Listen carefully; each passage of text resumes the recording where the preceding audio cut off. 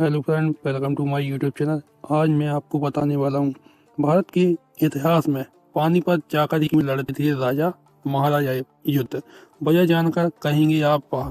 भारतीय इतिहास में पानीपत का नाम 3 प्रमुख युद्धों से जुड़ा है जो 1526, 1556 और 1761 में लड़े गए। ये युद्ध न केवल साम्राज्य के उत्थान पतन की गवाह बने बल्कि उत्तर भारत की राजनीतिक दिशा निर्धारित करने में निर्णायक भी साबित हो गए थे।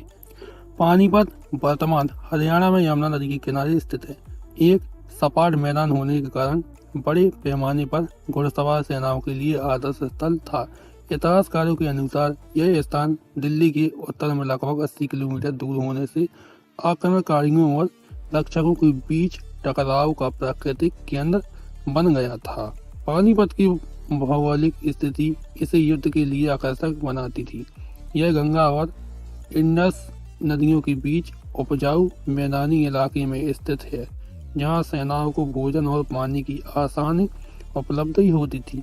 ग्रैंड ट्रंक रोड जो शेर शाह सूरी द्वारा बनवाई गई थी, पानीपत से होकर गुजरात है, जो उत्तर पश्चिम से आने वाले आक्रमणियों के लिए मुख्य मार्ग था। इस वजह से विदेशी आक्रमणकारी जैसे बाबर या अहमद शाह अब्दाली दिल्ली पहुंचने से पहले यहां दिल्ली की सेनाओं से भिड़ते थे। सपाट मैदान होने से घुड़सवार और तोपखाने का उपयोग आसान होता था, जिससे बड़े युद्ध संभव हो पाते थे। दिल्ली सदियों से उत्तर भारत का राजनीतिक और आर्थिक केंद्र रहा है। पानीपत दिल्ली के ठीक उत्तर में स्थित होने से आक्रमणियों के लिए दिल्ली पर कब्जा करने का पहला पड़ाव बनता था। दिल्ली को घेरना एक लंबी और संसाधन खपत वाली प्रक्रिया होती, इसलिए कमांडर खुले मैदान में निर्णायक युद्ध लड़ना पसंद करते थे। पानीपत में जीत दिल्ली के दरवाजे खोल देती थी।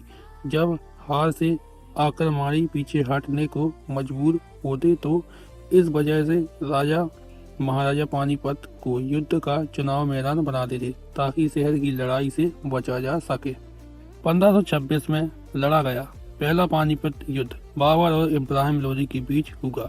बाबर की सेना संख्या में कम थी, लेकिन उसने तोपों और कई रणनीति का इस्तेमाल किया, जिससे लोदी की विशाल सेना हार गई। इस युद्ध ने दिल्ली सल्तनत का अंत किया और मुगल साम्राज्य की शुरुआत की। पानीपत का चयन इसलिए हुआ क्योंकि बाबर उत्तर पश्चिम से आ रहा था और इब्राहिम लोदी दिल्ली से उत्तर की ओर बढ़ा। मैदान की समतलता ने बाबर की घुड़सवार सेना को लाभ दिया और यह युद्ध भारतीय इतिहास में बारूद और तोपों का पहला बड़ा उपयोग किया गया था। 1556 का दूसरा युद्ध अकबर की सेना बैरम खान के नेतृत्व में और हेमू के बीच लड़ा गया था। हेमू ने दिल्ली और आगरा पर कब्जा कर लिया था, लेकिन पानीपत में उसकी हार ने मुगल साम्राज्य को मजबूत किया। पानीपत का चुनाव फिर से रणनीति था, क्योंकि यह दिल्ली के उत्तर में स्थित था और हेमू की सेना को रोकने का सही स्थान था। इस युद्ध में भी मैदान की खुली जगह ने घुड़सवार लड़ाई को आसान बनाया और एक तीर से हेमू की मौत ने युद्ध का रुख पलट दिया था। 1761 में लड़ा गया तीसरा युद्ध अहमद शाह अब्दाली और मराठाओं के बीच हुआ। अब्दाली की जीत ने मराठा साम्राज्य को कमजोर किया और ब्रिटेन ईस्ट इंडिया कंपनी के उदय का मार्ग प्रशस्त किया। पानीपत यहाँ इसलिए चुना गया क्योंकि मराठा सेना दिल्ली की ओर बढ़ रही थी और अब्दाली उत्तर से आ रहा था। मैदान की विशालता ने लाखों सैनिकों वाली सेनाओं को लड़ने की जगह दी, हालांकि दोनों पक्षों को भारी नुकसान भी हुआ था। पानीपत के आसपास का क्षेत्र उपजाऊ था, जो बड़ी सेनाओं को लंबे समय तक बनाए रखने में मदद करता था। गंगा यमुना दो आब का हिस्सा होने से भोजन, पानी और घास की कमी नहीं होती थी। राजा महाराजाओं जानते थे कि लंबे युद्ध में संसाधन महत्वपूर्ण होते हैं, इसलिए पानीपत जैसा स्थान जहां सेना को पोषण मिल सके आदर्श था। यह कारक युद्ध को पानीपत तक खींचता था, क्योंकि अन्य जगहों पर रसद की समस्या हो सकती थी। ये युद्ध भारतीय इतिहास को आकार देने वाले साबित हुए।